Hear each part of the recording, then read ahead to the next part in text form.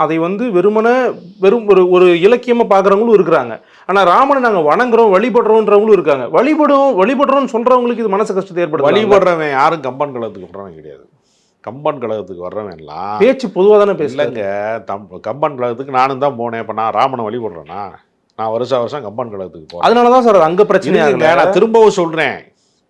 SM. Idhayathulla இருக்கார்ல, காங்கிரஸ் கட்சியினுடைய தலைவர், அவர் கம்பன் விழாவுக்கு தவறாமல் வர்றாரு. பர்வீன் சுல்தானா இங்கே பேசுகிறாங்க.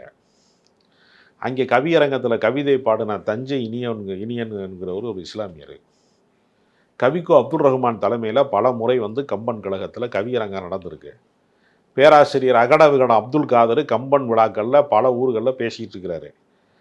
அப்போ நான் என்ன கேட்குறேன், அவர் அப்போ கோயில் பூசாரி, அவர் அதுதான் நானும் சொல்லுவேன். அப்துல் காதர் கோயில் பூசாரியா? இல்லை, என்னன்னா நீங்கள் குறிப்பிட்ட இது ஆன்மீக விழா இல்லை. முதல்ல அதோட அடிப்படையாவது புரியணும். முதல்ல இது தமிழ் ஆசிரியர்கள், தமிழ் பேராசிரியர்கள், தமிழ் கவிஞர்கள் இவர்கள்லாம் ஒன்று கூடுவதற்கான ஒரு இடமா தான் கம்பன் கழகம் இருக்கு. கம்பன் கழகங்கிறது RSS ஆஃபீஸ் கிடையாது, பக்தி சொற்பொழி ஆற்றுகிற இடம் கிடையாது.